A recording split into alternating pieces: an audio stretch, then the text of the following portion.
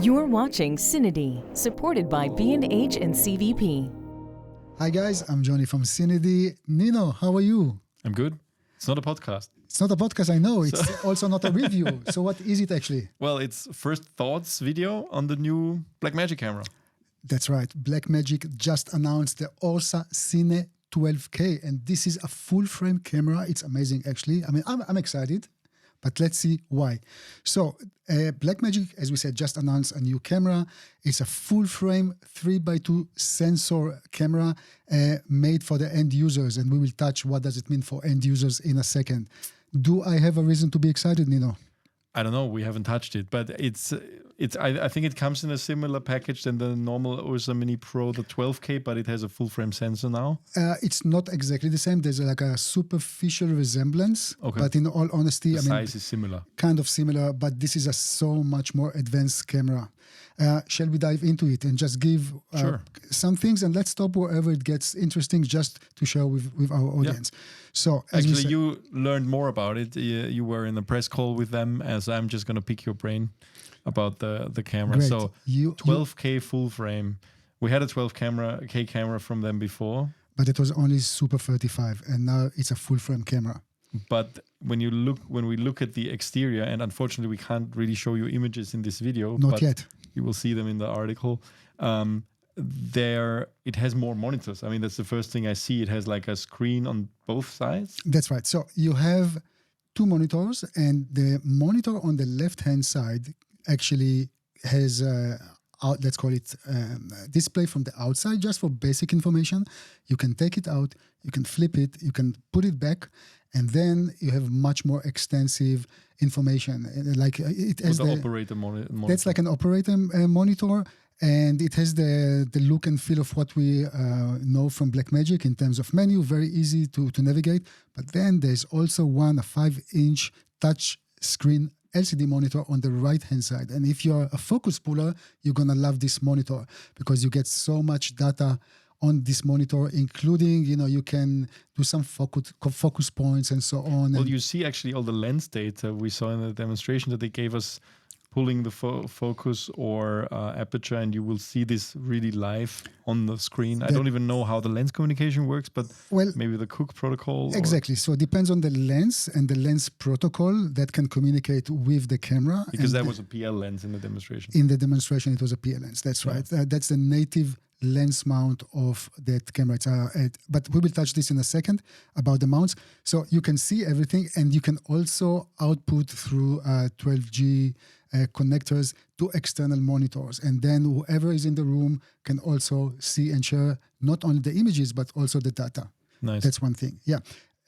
Back to the full frame thing. It has, because it's a full frame camera, Blackmagic Design really worked on a larger pixels. So the low light capabilities of the camera should be fine. Of course, we haven't touched it, but it's 12. It's the same resolution on the larger sensor, so they have to be bigger. Yeah, but let's see. I really hope it's better. And they claim 16 stops of dynamic range. And you know what? I'm really waiting to have the camera in our lab test. But hey, it's okay. The claim is good. We will see. We will see.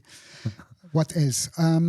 One of the really amazing things in this camera, as far as I'm concerned, in 12K, 8K, and 4K, there is no crop. So literally you keep the same field of view. It's downsampling. Yeah, and then that means also the high frame rate that you can achieve with this camera is quite amazing. It's up to 100 frames per second in 12K, and in 8K, 2.4 widescreen, you can reach up to 240 frames per second.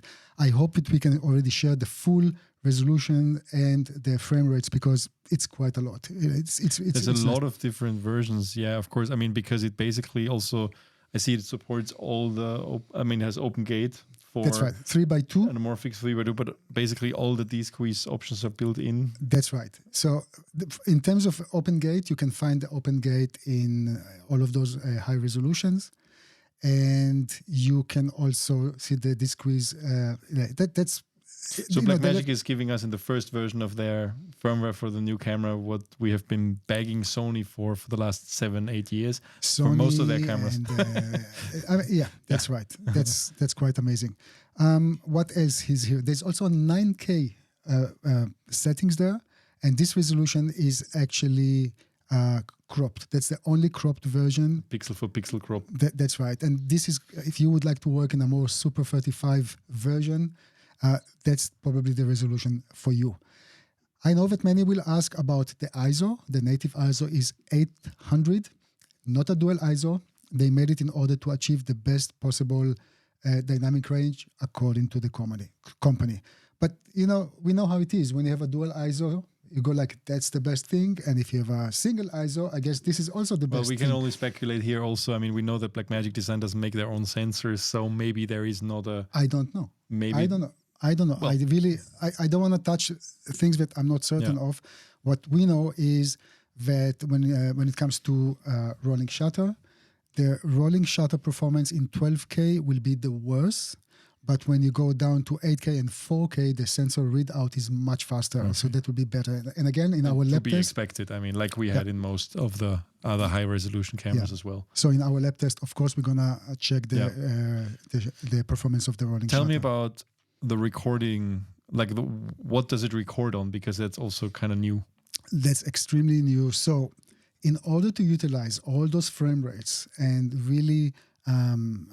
high recording modes, let's call it, what Blackmagic Design did, they now have a proprietary 8 terabyte module that you can take out of this camera. And this model is made from NVMe. That's right. Yeah, okay. So people will not be excited about proprietary media.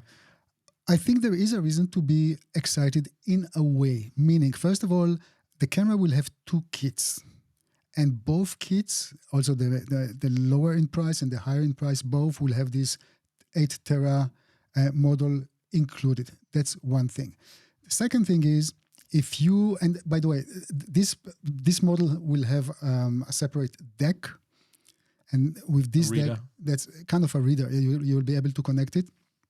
And with this deck, you will be able to make it like a cloud storage and so on. Or if you don't want to invest in the deck, you can keep the model in the camera, and then the camera, because it's like an ecosystem between the DaVinci Resolve, all the cloud services, and the camera, so it's all integrated. But if you don't want this specific model, they will have in the future another model with CF Express cards, actually 2, and you will be able to use this, but that will be on the expense of resolution or frame rates, meaning CF Express. The top frame rates you probably will not be able to do. Again, it will come in the package. So I think it's worth exploring. And another thing that the Blackmagic Design promised is that this model will be cost effective. So like if you want another one. But we don't have the separate price for this one yet. No, I don't have the separate price for this one. What else we want to talk about? EVF, there is a new EVF. 1 second, because we were talking about recording options. So next to the CF Express model, there will be a possibility in the future to record via USB-C to an SSD or whatever. But again, that will not come on the first version, firmware version. It will come a bit later. And probably not all the resolutions. No, for sure. Okay. Good. What else? EVF. EVF. It's a new one? It's a completely new one. We know the previous one was an EVF with kind of an extension. It was a whole unit, which was quite limiting. The new one is much smaller. It has one connector, a USB-C connector. It's like so that means theoretically maybe we can even connect it to other cameras. Yet to be seen, because it will give the power to the EVF and also the display. It's like a display port on a USB. For cameras that also output video and not data. That's right. USB-C. So it will be, I guess in the next few weeks, we will sit in the office, go camera by camera, check if it's working, who knows.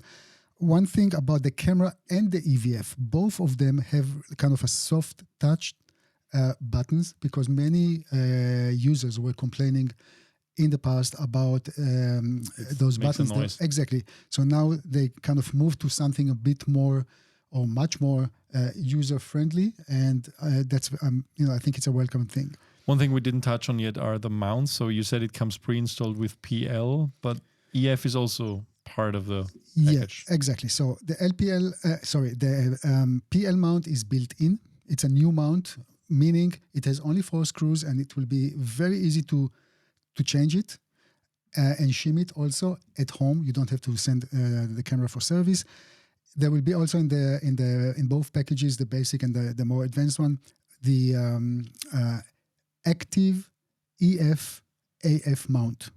So you will have some AF capabilities, and in the near future, Blackmagic Design will come with LPL mount also. So here's hoping that the autofocus in Blackmagic cameras becomes better finally. Again, we'll check it all. Yeah. This is just preliminary information. That's what we have.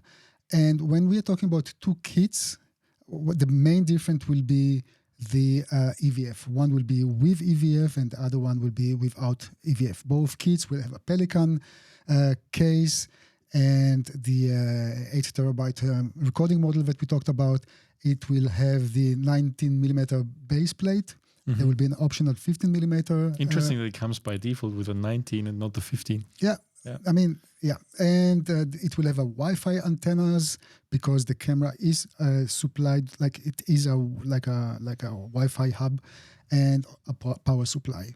Well, I think we didn't really talk about connectors. I mean, what's quite cool is that we have 3 independent 12G SDI connectors. Which plenty means of those, plenty of USB-C. All give the full resolution. Really, it's really amazing what they did here. And 24 volts, so it needs B-mount. B-mount. So part of the package will be also a B-mount plate. So if you have a V-mount or gold mount, it can still work. And I guess that after the announcement of the camera, Blackmagic Design will work with third-party companies to have some sort of a plate that can that you can put on the camera, but you will not be able to utilize the full strength of the camera. Obviously, you will need 24 volts. Yeah, that's right.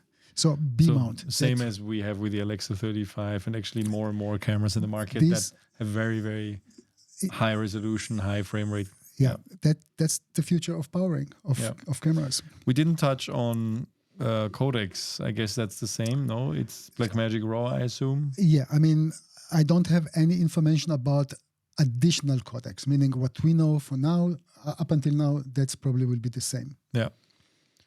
Okay, so that's, I guess that's a good wrapping up for the... You don't want to know the price?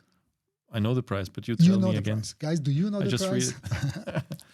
Okay, so the camera with the basic kit, meaning without the EVF, will be around $15,000 US. The final price will be determined at the beginning of NAB, we will know. And there will be another version which will cost 17,000. Where is this now? Around 16,500 with the EVF. The EVF itself will also be sold separately as a standalone product for around $1,700. I think it's an interesting price point. I'm not sure. It's, of course, I mean, you always get so much with Blackmagic cameras in terms of frame rates, resolution, and especially codecs and quality. But there are, of course, always some caveats with, so far, the autofocus wasn't where the others are and so on. And there's no IBIS probably and stuff like that. Yeah. I think it's a good price for what it is, for the niche it is. This is an end user camera. I don't think it's a rental item. I think the main competitor, let me ask, what do you think will be the main competitor for that camera? Not easy, because of course it is actually at $15,000. It's in a price bracket where we don't have many cameras right now. I guess the now kind of not very new C500 Mark II falls in that from the Canon. Then we have the FX9, which is a little bit less. The Burano is 10,000 more. And I guess the Komodo is not far. Not Komodo, yeah. No, I think specification almost kind of.